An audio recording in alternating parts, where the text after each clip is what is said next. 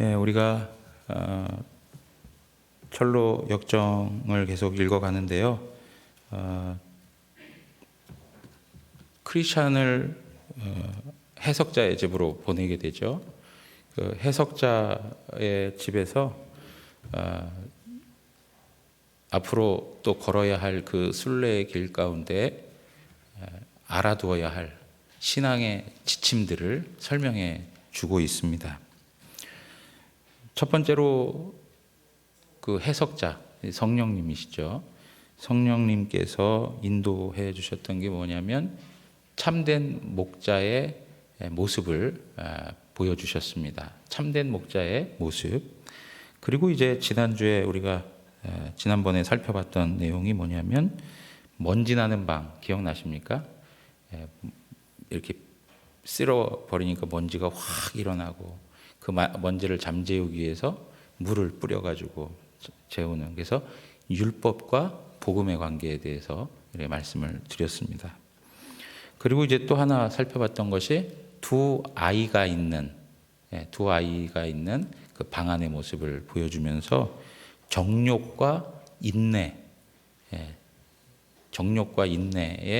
그 캐릭터를 가지고 있는 두 아이의 모습을 설명해 주면서 우리 신앙에 있어서 얼마나 인내가 중요한가 하는 것을 말씀해 줬습니다. 인내가 얼마나 중요한 것인가. 그리고 이제 오늘 우리가 읽는 네 번째, 다섯 번째 경우의 이야기들을 하게 되는데요. 해석자가 또 다른 방으로 크리스찬을 인도합니다. 그런데 그 한쪽에는 벽난로가 있는데 그곳에 불이 훨훨 타오르고 있는 거예요. 근데 그 옆에서 무엇인가를 하고 있는 사람이 있는데 그 사람이 뭐 하냐면 불을 끄기 위해 가지고 엄청난 물을 퍼붓는 일을 하는 거예요. 여러분 이제 상상을 하셔야 돼요. 그래서 벽난로가 이제 불이 막 타오르는데 그 불을 끄기 위해서 물을 끼얹는 사람이 있는 거죠. 그런데도 그 불은 사그러들질 않고 어떻게 해요? 더 활활 타오르는 거예요. 더 활활 타오르는 거예요. 여러분 여기에서 벽난로가 무엇을 의미하고 있습니까? 벽난로는 우리 영혼 그 자체를 설명해 주고 있습니다. 우리의 마음을 설명해 주고 있습니다. 영혼의 심장을 말해 주고 있는 것이죠. 그런데 그 영혼의 심장에 막 불이 타오르는 거예요. 불이 타올라요. 여러분 이 불은 무엇을 의미합니까? 불은 은총을 이야기하는 거예요. 은혜를 이야기하는 거예요. 은혜의 불이, 은총의 불이 그냥 훨훨 타오르는 거예요. 훨훨 타오르는 거예요. 그런데 그 옆에 무슨 일을 한다고요? 한 사람이 서가지고 그 불을 끄기 위해서 찬물을 막 이렇게 붓는 것이죠. 여러분, 우리가 하나님께서 주시는 은혜를 경험하게 되면 마음속에 이 불같이 일어나는 그러한 은혜에 대한 충만함을 경험할 때가 있습니다. 우리가 이런 이야기를 한 적 있죠.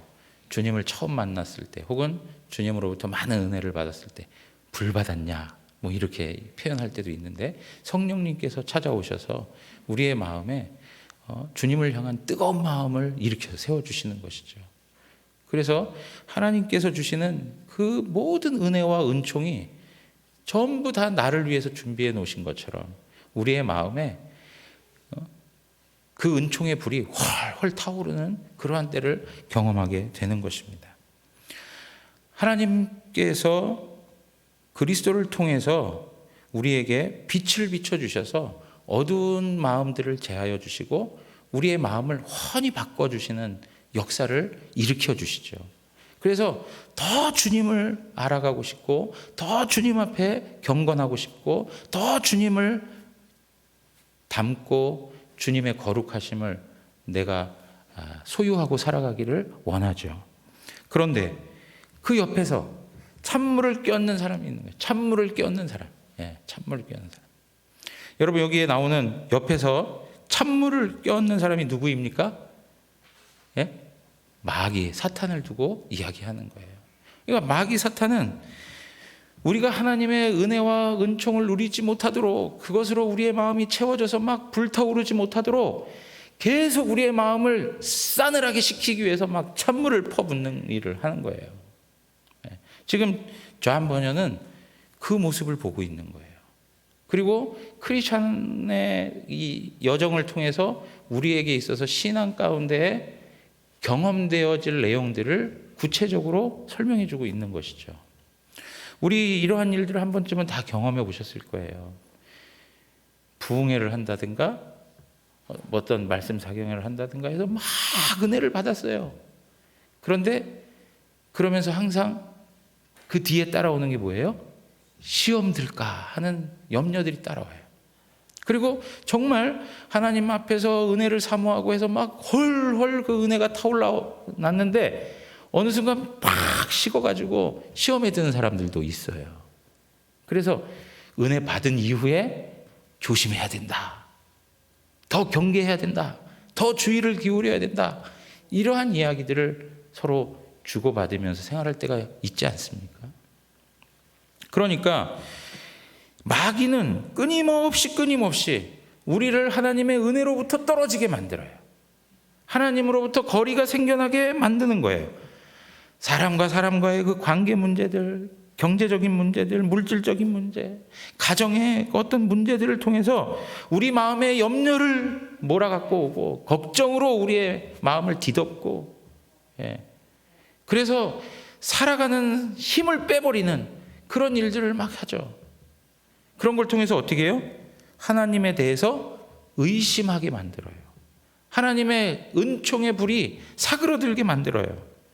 그래서 경건하고 싶고 또 열정을 다해서 하나님 사랑하고 싶은데 게으름이 생겨나게 만들고, 방종과 타락이 우리 마음 가운데 찾아오게 만들고요. 생명력 있게 살아가고 싶은데 무기력해지게 만들고, 거룩하게 살아가고 싶은데 세속의 물결에 휩쓸려서 세속적으로 우리의 삶을 완전히 다 방치하는 그런 삶을 살아가게 해요. 믿음을 가지고 살아가고 싶은데 인본주의와 합리주의에 빠져가지고 이성적으로만 생각하게 만들어요. 전부 이게 누가 하는 일이에요? 마귀가 옆에서 찬물을 막 껴안는 거예요. 행복을 추구하게 만드는데 헛된 것들을 잡도록 우리의 마음을 조장하고 우리의 마음에 헛된 것들을 집어넣어줘서 그것이 우리에게 행복을 줄 거라는 생각을 갖고 거기에 목숨을 걸고 살도록 만들어요. 헛된 것을 구하게 한다는 것이죠. 참된 거를 보지 못하게 만들어요. 그게 전부 뭐예요? 그게 마귀가 하는 일이라는 거예요. 마귀가 하는 일. 여러분, 그런데 한 가지 중요한 사실을 크리스찬이 목도하게 되는데, 이 불이 꺼지지 않는다는 거예요. 불이 꺼지지 않는다. 그러면서 결국에는 성도는 승리하게 될 것을 우리에게 말해주고 있는 것입니다. 여러분, 우리의 신앙의 내용들은 항상 갈등의 연속이에요. 영과 육의 대립이 있습니다. 맞으시죠? 영적으로 살아가고 싶은데 그새 육적인 것이 나와가지고 막 갈등을 일으키면서 충돌하면서 그렇게 우리의 마음을 고통스럽게 할 때가 많아요. 그리고 또 어떻습니까? 진리를 따를 것이냐, 죄거할 것이냐, 이런 싸움들이 다 똑같은 이야기죠. 의심을 할 것이냐, 하나님을 전적으로 믿을 것이냐, 이게 영적인 갈등이에요. 싸움인 거예요.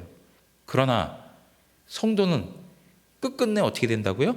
승리한다는 거예요. 끝끝내 승리한다. 여러분, 말씀드렸지만 존 버녀는 지금 국교회, 잉글리칸 철치에 몸을 담지 않고 비국교도의 목사로서 있기 때문에 그 국교도의 탄압을 받고 있어요. 종교적 탄압을 받고 있는 거예요. 그래서 몇 년 동안 감옥 생활합니까? 12년 세월이라고 하는 감옥 생활을 하고 있는 거예요. 그럼에도 불구하고 그 12년 동안 감옥 생활을 하고 그 12년 동안 가장이 감옥 생활하는 동안 그 가족은 어떻겠어요? 가족들도 어려운 삶을 살아가는 거예요. 고난의 연속이에요. 그런 가운데에도 존 버녀는 무엇을 이야기하는 것이냐? 참된 진리를 따라 살아가게 될 때에 결국에는 승리하게 된다는 것을 말해주고 있죠. 결국에는 승리하게 된다라고 하는 것입니다. 사랑하는 성도 여러분, 우리의 신앙에 처음부터 끝까지가 다 하나님의 은혜예요. 그런데 하나님의 말씀을 보면 우리들에게 책임지라고 하는 부분도 느껴져요. 예를 들면 빌립보서 2장으로 가서 한번 보시면, 그러므로 나의 사랑하는 자들아, 너희가 나 있을 때뿐 아니라 더욱 지금 나 없을 때에도 항상 복종하여 두렵고 떨림으로 너희 구원을 이루라. 여러분 어떠세요? 우리에게 두렵고 떨림으로 너희 구원을 이루라 하고 책임을 부여해 주시는 것 같이 느껴지시죠?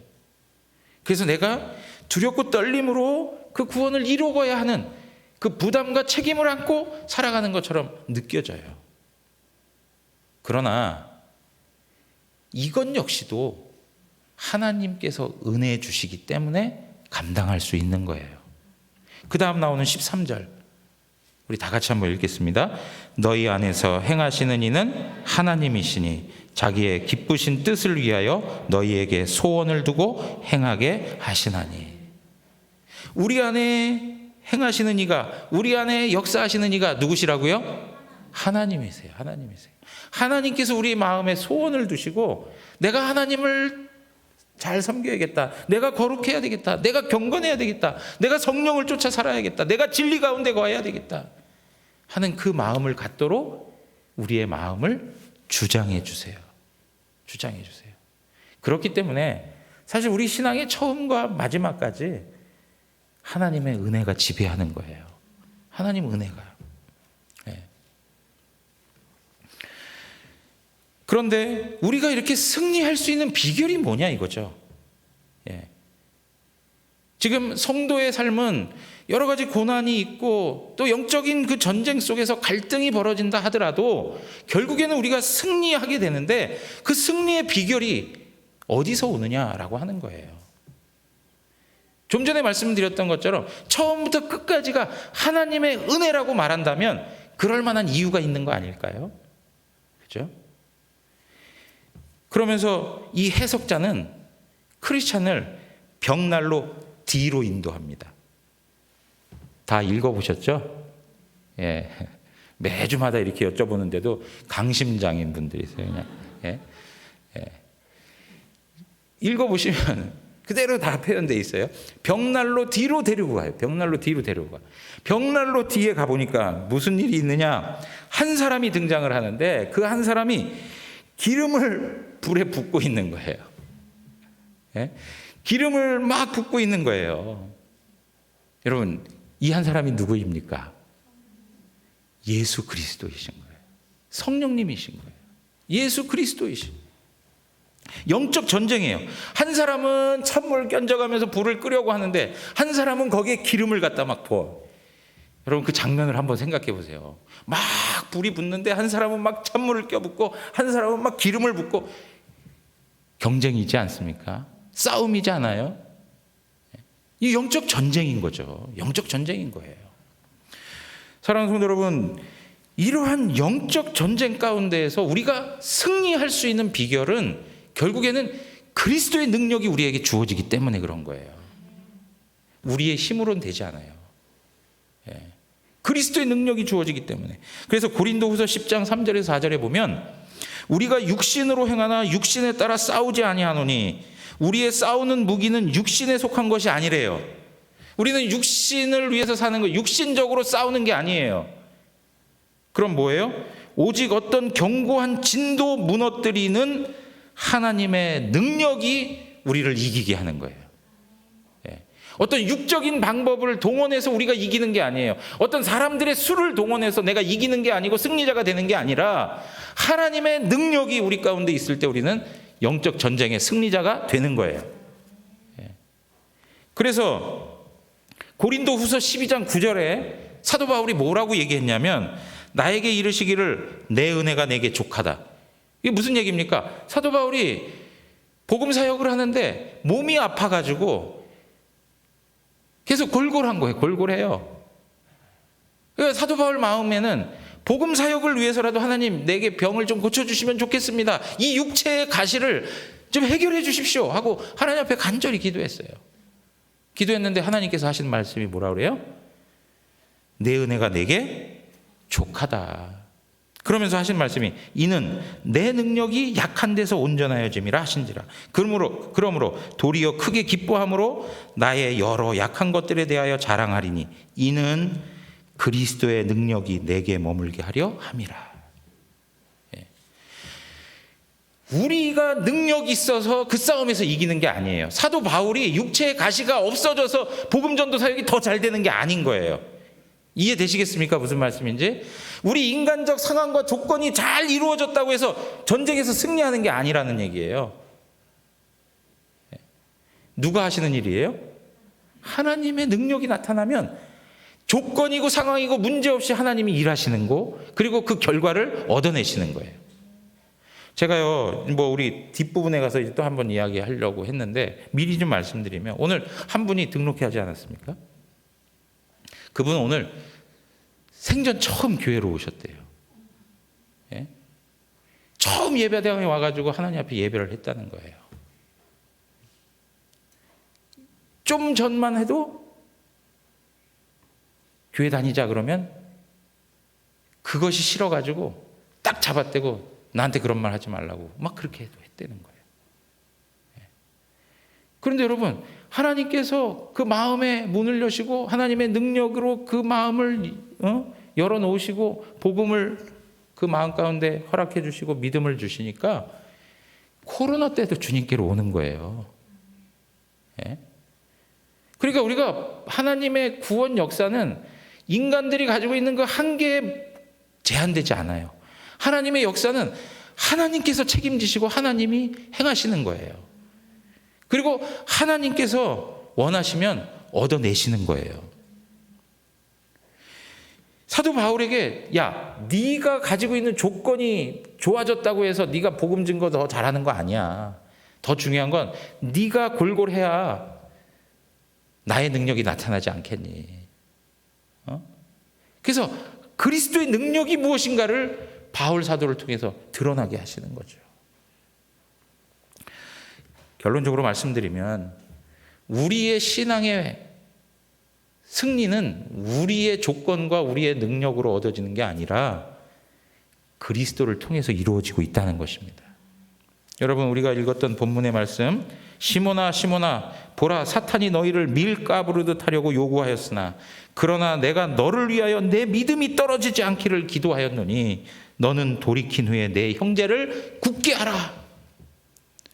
베드로가 하나님 앞에서 죄를 범하였지만 그의 심령이 다시금 회복될 수 있었던 것은 누구 때문이에요? 중보하시는 예수 그리스도의 능력이요 은혜 때문이죠. 예수 그리스도 그분 때문에 베드로가 회복될 수 있는 거예요. 베드로 자체가 능력이 있고 베드로가 그 회복되는 능력이 좋아서 그런 게 아니고 하나님의 은혜가 그에게 임하기 때문에, 예수 그리스도가 그를 위해 기도하고 계시기 때문에. 사랑하는 성도 여러분, 오늘도 우리가 하나님 앞에서 경건하게 살아가고 예배자로 살아가고 하나님을 섬기면서 살아갈 수 있는 이것은 내가 습관적으로 되어서 만들어 놓은 것도 아니고 내 능력과 조건에서 형성된 것이 아니라 하나님께서 나를 세우시기 위한 은혜를 주셔서 이루어진 것이고, 예수 그리스도께서 지금도 하나님 우편에서 우리를 위하여 기도하고 계신다고요. 그 능력 때문에 우리가 살아가는 것이죠. 여러분, 이러한 일들은 곧 다른 말로 하면 성령님께서 또한 우리 가운데 역사하시기 때문에 그런 거예요. 로마서 8장 11절에 가서 보시면 예수를 죽은 자 가운데서 살리신 이의 영이 너희 안에 거하시면 그리스도 예수를 죽은 자 가운데서 살리신 이가 누굽니까? 하나님이시죠. 하나님이 너희 안에 거하시는 하나님의 영으로 말미암아 너희 죽을 몸도 살리시리라. 하나님께서 하나님의 영을 통해서 우리의 죽을 몸도 살리시는 능력이 있으신 분이세요. 그러니까 우리가 신앙을 해가면서 하나님의 편에 서고 진리의 말씀을 부여잡고 영적 전쟁에서 승리하는 그 모든 것은 내 힘으로 하는 게 아니다. 내 힘으로 하는 게 아니다. 하나님이 은혜 주셔야 되는 것이죠. 하나님께서 그리스도의 중보를 들으시고 성령 하나님의 역사하심을 통해서 우리를 세워 가시는 것입니다. 사랑하는 성도 여러분, 그러므로 사도 바울은 이렇게 얘기했습니다. 너희들은 지금 영적 전쟁 중에 있다. 여러분, 이 영적 전쟁은 휴전이 있어요, 없어요? 휴전이 없습니다. 지금 이 순간에도 사탄은 우리의 마음에 찾아와가지고 막 흔들어요. 목사님, 그게 뭡니까? 그죠? 우리의 마음에 그냥 의심을 갖게 만들고, 우리의 마음에 찾아와서 정신을 혼란스럽게 만들고, 하나님의 말씀이 들어오지 못하게 막 하고. 휴전이라는 게 없어요. 어느 때 휴전이 될까요? 우리가 죽어야 되는 거예요. 죽어야. 그래서 사도 바울은 우리의 씨름은 혈과 육을 상대하는 것이 아니요 통치자들과 권세들과 이 어두움의 세상 주관자들과 하늘에 있는 악의 영들을 상대함이라 그랬어요. 그러면서 11절에 뭐라고 얘기했느냐? 마귀의 관계를 능히 대적하기 위하여 어떻게 하라고요? 전신갑주를 입으라. 전신갑주를 입으라. 예. 여러분, 전신갑주가 그 다음에 나오는 말씀들로 쭉 살펴보면 뭐냐면 두 가지로 얘기할 수 있어요. 하나님의 말씀, 또 하나는 성령 안에서 기도하는 거예요. 하나님의 말씀과 성령 안에서 기도하는 거예요. 그래서 여러분, 우리가 이 영적 전쟁에서 거룩한 하나님의 백성으로 살아가기 위해서 우리에게 중요한 것은 하나님의 말씀을 대하는 것이에요. 성령 안에서 하나님 말씀을 대하는 것이고 성령 안에서 기도하는 것입니다. 그 목사가 계속 그거 강조하는 거예요. 여러분들 그냥 예배당에 와가지고 인원수 채우라고 제가 막 나오십시오 이렇게 말씀드리는 게 아니에요. 우리의 영이 살아나려면 하나님의 말씀과 성령 안에서 기도하는 내용들을 통해서 하나님께서 우리의 영을 살려주십니다.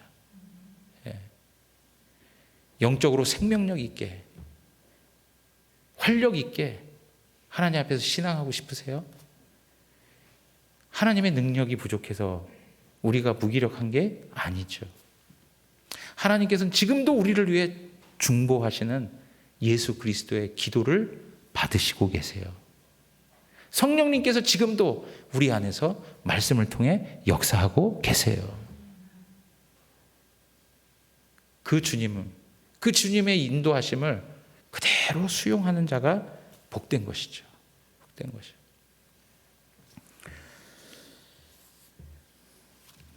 여러분, 여기 이제 이 해석자가 크리스찬을 데리고 또 다른 방으로 이렇게 데리고 갑니다. 또 다른 방으로 데리고 가는데 어떤 곳이냐면 거기는 웅장한 궁전이 있는 곳입니다. 그 궁전은 아주 아름다웠고 상당히 웅장했던 그런 궁전이죠. 크리스천이 그 모습을 보고 마음에 큰 기쁨이 있었어요. 그리고 그 궁전 위에는 금빛 옷을 입은 사람들이 이렇게 거닐고 있는 거예요. 그 모습을 보니까 너무 좋은 거죠. 너무 좋은 거예요. 그리고 그 문 앞에, 그 궁전에 들어가기 위한 그 문 앞에 어떤 사람이 책상에 앉아가지고 잉크와 펜을 들고 무언가를 기록하는 준비를 하고 있어요. 그리고 나서 그 문 앞을 정면을 봤더니 거기에는 누가 있어요? 문 앞을 지키는 사람들이 있는데 분위기가 삭막해요. 무서워요. 그 문에 누구도 근접하지 못하도록 아주 싸납게 그 문을 지키고 있는 거예요. 그리고 많은 사람들이 그 주변에 서성거리고 있어요. 그 문에 들어가고 싶은데 그 문에는 들어가지 못하고 그냥 그 주변에서 이렇게 서성거리고 있는 그러한 장면을 목도하도록 하는 것이죠. 그런데 여러분, 그러던 가운데 한 사람이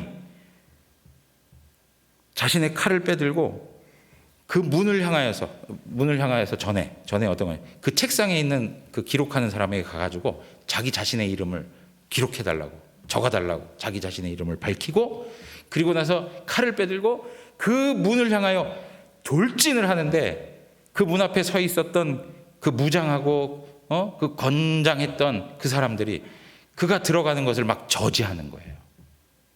한참 동안을 막 들어가려고 했다가 내쫓겼다가 들어가려고 했다가 내쫓겼다가 하면서 결국에는 많은 상처를 입었지만 들어가요.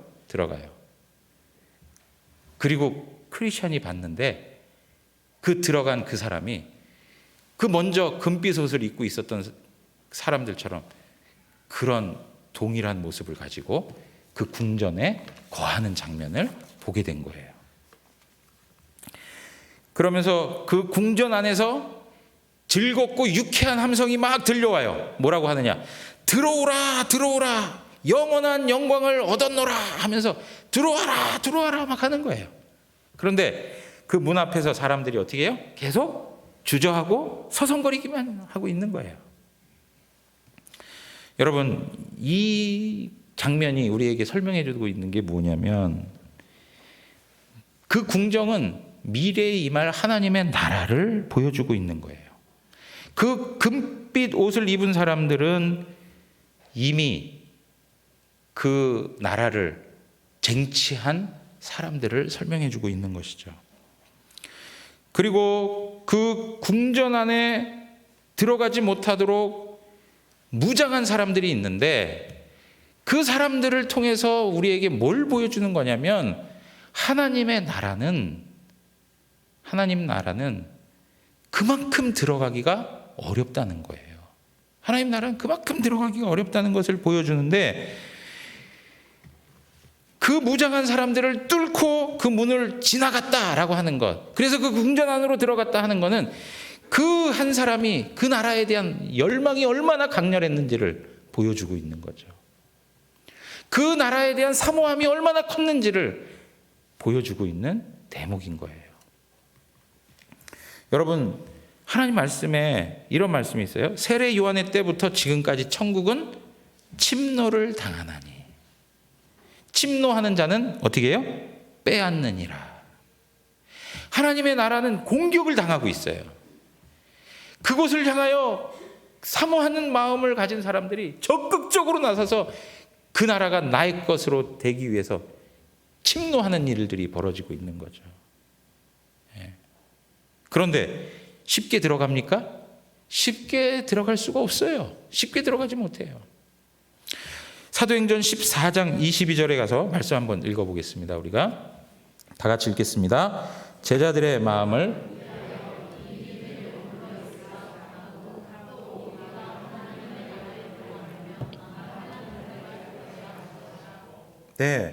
여러분, 제자들의 마음을 굳게 하여 이 믿음에 머물러 있으라 이렇게 권하면서 뭐라고 당부를 합니까?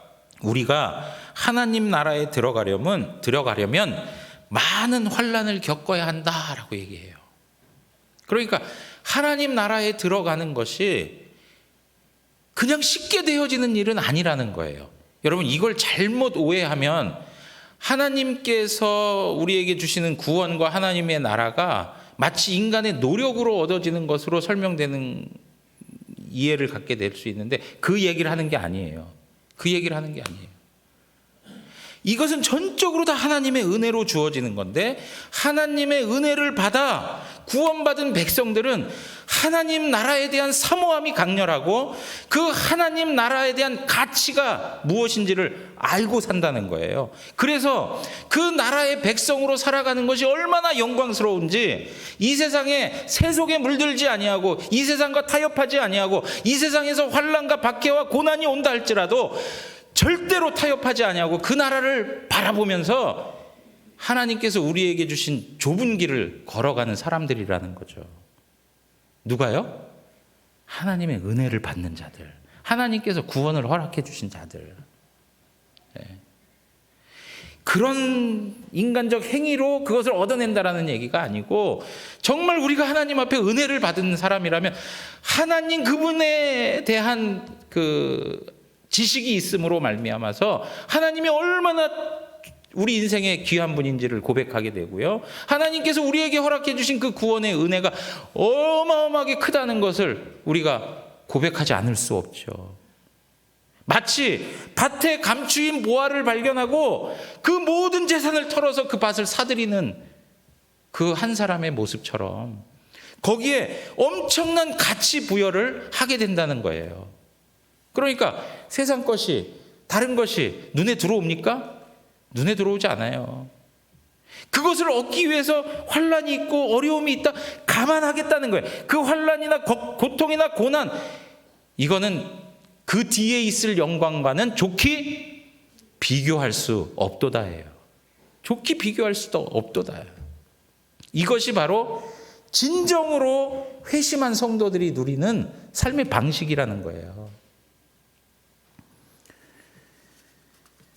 책상 위에 책을 펴고 펜을 들고 있는 사람, 이 사람은 그 서성거리는 사람들 중에 누군가가 이 문을 뚫고 들어가기를 간절히 바라는 사람이에요. 그 한 사람이 나오기를 기다리는, 이 사람이 뭐 하는 사람일까요? 예? 생명책에 기록하는 사람인 거죠. 예.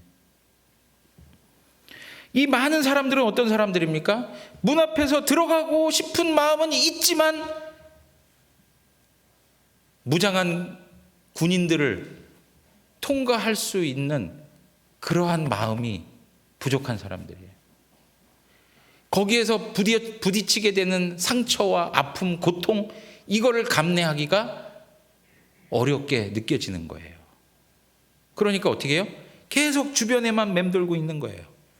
이런 사람들을 성경에서는 뭐라고 하냐면 예수님과 곁에 있었던 무리라고 표현하는 거예요. 무리. 하나님의 교회가 아니고 뭐예요? 무리. 예수님께서 오병이어의 기적을 나타내셔서 먹을 것을 주시면 거기에 있어가지고 예수님이 주시는 거 받아 먹고, 예수님께서 치료해 주시면 거기에 있어서 곧 치료해 주시는 모습들 보면서 거기서 또 부스러기 같은 그런 은혜들을, 좋은 것들만 얻으려고 하고, 환난과 고난과 희생과 이러한 것들에 대해서는 감당하지 않으려고 하는 무리. 예수님께서 내가 이제 십자가에 죽겠다 하니까 그의 곁을 다 떠나버렸던 무리. 이러한 형편에 있는 사람들인 거예요. 다윗과 골리앗의 싸움 기억나십니까? 다윗과 골리앗이 싸울 때 다윗이 나타나기 전에 이스라엘 군사들은 어떠했습니까? 어느 한 사람도 골리앗 앞에 설 수가 없었습니다. 왜요? 대가를 지불하기가 두려웠죠. 혹시라도 내가 나섰다가 죽기라도 하면 어떨까? 다치기라도 하면 어떨까? 나설 수가 없는 것이죠.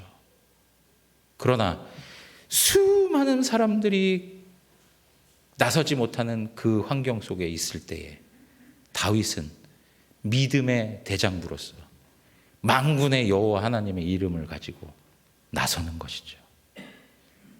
여러분, 한 용감한 이 형제가 그 문을 향하여 돌진하는 그 모습은 마치 다윗과 같은 모습인 거예요. 우리의 삶에는 항상 이 두 가지의 모습이 공존하고 있습니다.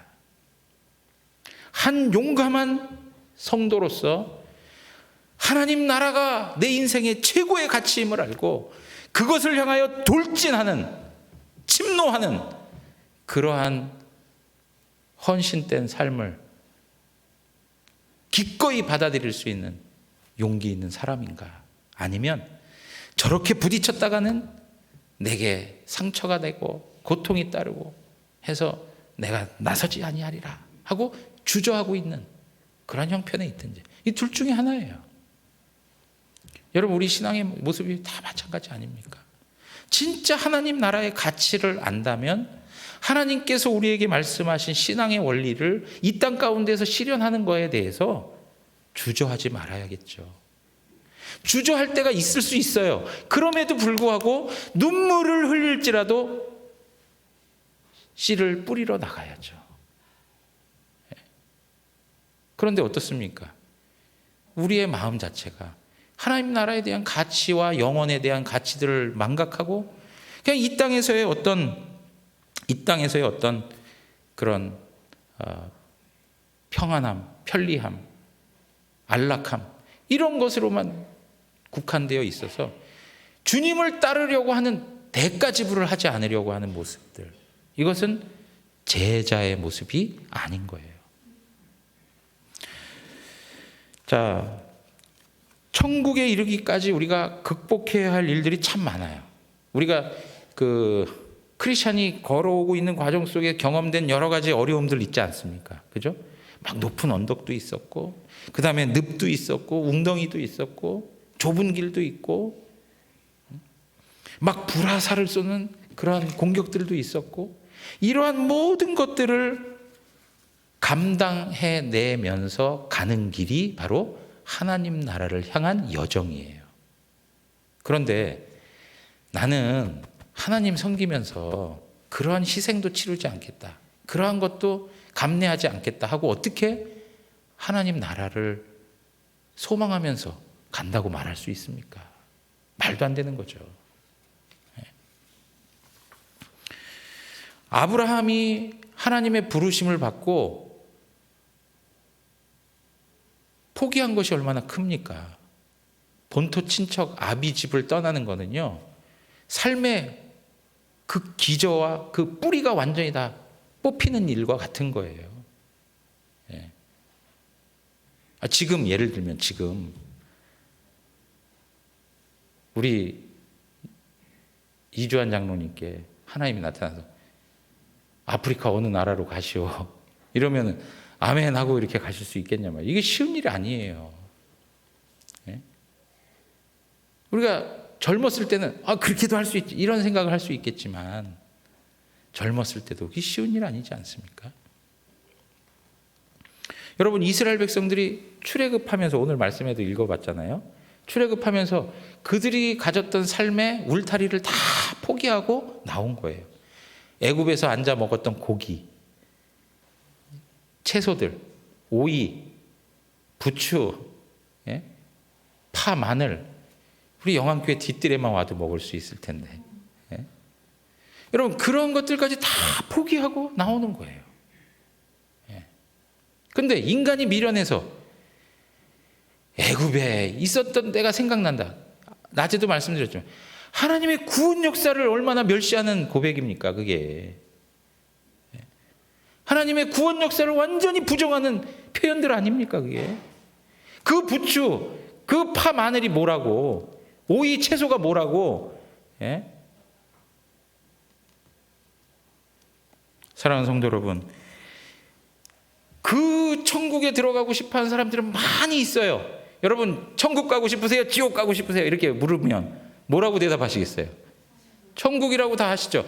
믿지 않는 사람들한테 가서도 천국 가고 싶으세요? 지옥 가고 싶으세요? 물으면 다 천국 가고 싶다고 그래요. 그런데 천국은 가고 싶어 하지만 실질적으로 천국에 들어가는 사람은 소수인 거예요. 소수. 어떤 사람들이냐? 자기의 모든 가치가 예수 그리스도를 만남으로 다 상대적인 것이 되어버렸고요. 예수 그리스도 안에서 그 모든 것들이 배설물로 된 사람들. 그래서 기꺼이 복음과 하나님의 나라를 위해서라면 내 생명까지도 아끼지 않고 드릴 수 있다 하는 그러한 고백을 가지고 사는 사람들이 하나님 나라에 가는 것이죠.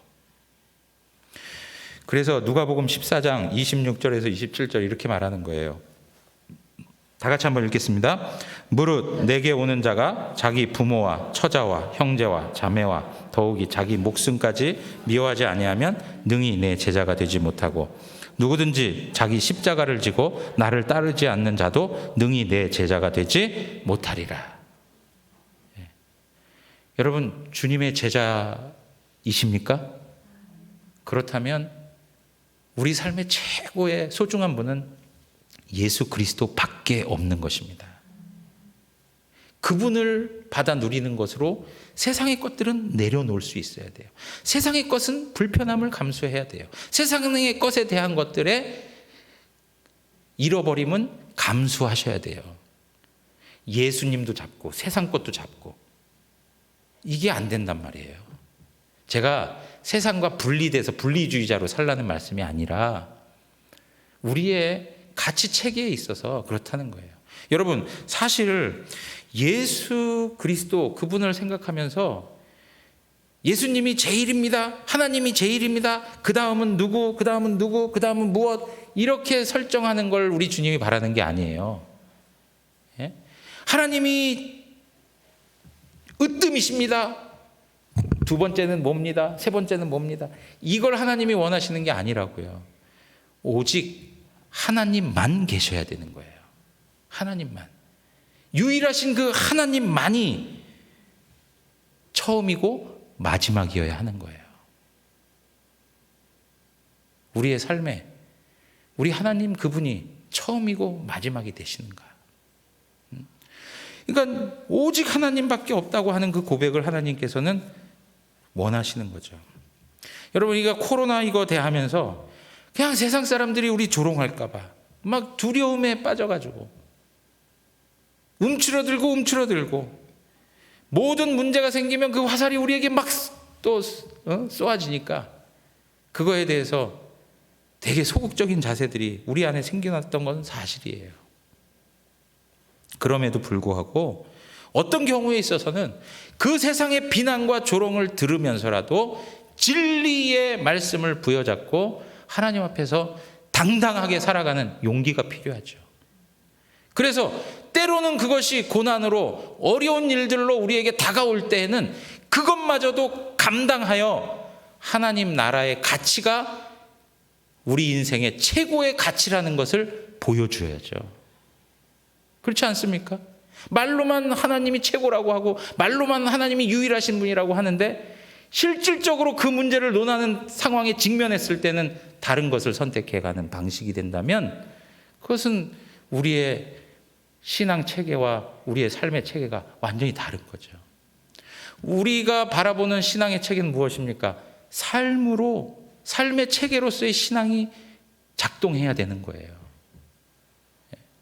그냥 이 종교적인 영역 안에서, 이 교회 안에서, 예배 안에서만이 아니라 우리 삶의 전 영역에서 우리의 신앙적인 토대가 우리의 삶을 움직여야 된다는 거죠. 사랑하는 성도 여러분,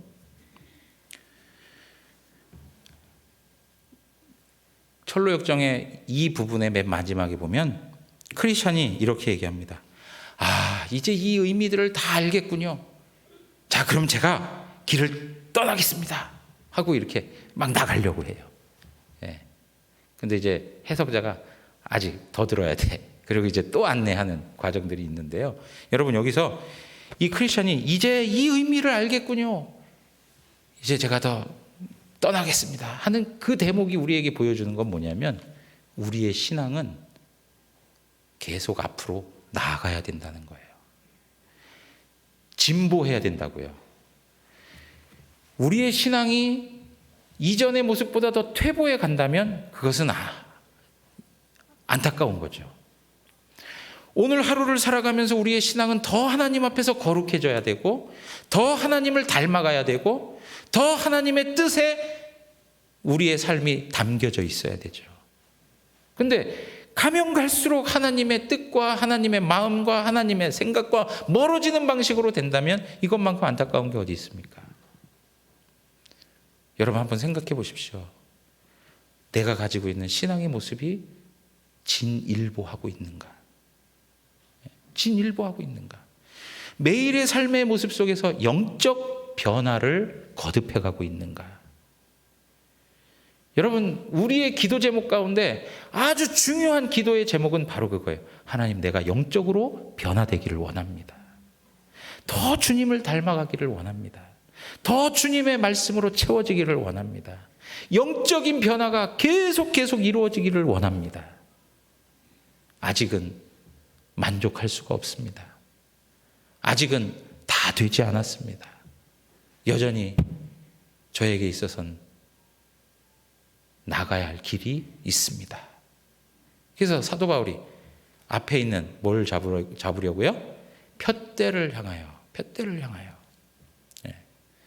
사랑하는 성도 여러분, 우리 모든 성도님들이 이 용감함을 가지고 천국을 향해 돌진하고 나섰던 것처럼 하나님 나라를 사모하는 마음 갖고 앞으로 전진하는 우리 대구 영안교회 모든 성도들이 되시기를 주님의 이름으로 축원합니다. 우리 다 같이